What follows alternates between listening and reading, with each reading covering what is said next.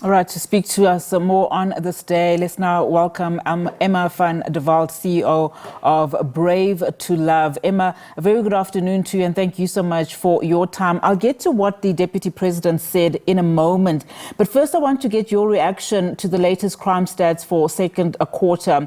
While the latest crime stats released by Police Minister Mkhunu earlier on revealed that contact crime at least has decreased by 3% and sexual offences were down by 2.5%. Admittedly, GBV levels in this country are still way too high, especially if you just look at, what happens and what is released in those crime stats may not necessarily be the full picture. Yes, and I think that is my concern and our concern exactly, is because when we look at rape, when we look at sex trafficking, those type of crimes, how many of those crimes are actually reported? We've got many victims that actually tell us they have tried to report it, they were not successful, or these cases don't even reach court because of the process not being done, the criminal procedure not being done properly. So we definitely have a problem in South Africa. I think we have we need to fight harder, although there's action, and the 16 Days of Activism is making a great effort, but it's a constant. Our main goal is firstly to protect young girls, and that is crucial, because once a girl is sexually abused, or once there's any form of abuse coming against her, it affects her education, it affects her emotional health, the trauma that goes apart with it. And we need to firstly focus on these children firstly being safe in their communities, the young girls firstly, and then secondly, further than when we look at domestic violence and those type of cases. But yes,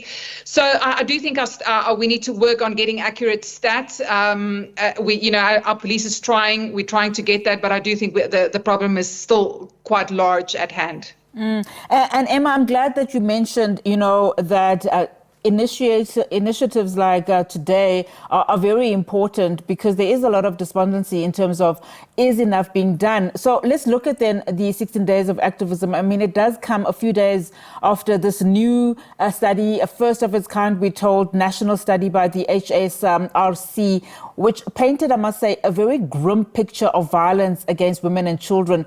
In fact, on children, the study found that, millions of children in South Africa face physical abuse, and that the violence starts from a very young age. How can initiatives like 16 Days of Activism campaigns be ramped up really to affect the change, especially where children are concerned? Because you still find today that we witness child abuse, but in the main, communities turn a blind eye. Yes, exactly. So I think one of the things that we say, as even as an organization that focuses on sex trafficking and human trafficking, we still believe that prevention work and days like 16 Days of Activism is definitely a key to prevent. But we need to say, how do we execute now the plan? How do we execute we see the data, but what is the plan forward for the year to come?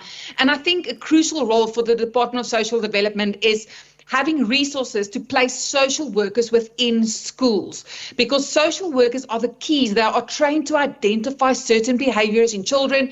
Your teachers, training for your teachers to identify certain behavior in children that might lead to cases. And then how do we report those cases? When there's a child, it's crucial to protect a child, whether it's a boy or a girl, to protect them in the community. They are vulnerable. They are still young, dreams ahead of them. How do we safeguard them? But how do we report those crimes and get the predators behind bars? Make sure that we've got a good justice system, but the implication of those laws is crucial. And who are the parties? The social workers, the teachers, the guardians, those that are reporting the crimes, and how do law enforcement and then the NPA protect these children from not being affected by these crimes and put predators behind bars? I think that's important. And just going back to what the Deputy President was saying, he in fact quoted stats from Stats South Africa, that 12% of last year's births in this country can be attributed to girl children from the ages of 10 years old to 19 years old. This is absolutely unacceptable. Of course, talking there that in all likelihood, this is as a result of rape and sexual abuse.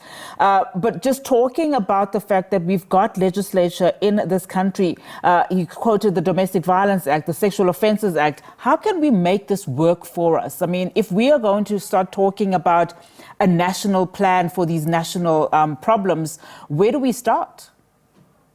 I think the most important thing is finding the resources first with a Department of Social Development and activating those key people to be able to have training in these areas. And then from there on to be, because even if we're looking at our safe houses, there are so many children that cannot find sufficient placement in shelters, in safe houses, where there's a community that when they need to be removed from these predators or from these violent situations where they can, because we also see children falling into the drug trade, children being victim to those communities of gangsterism.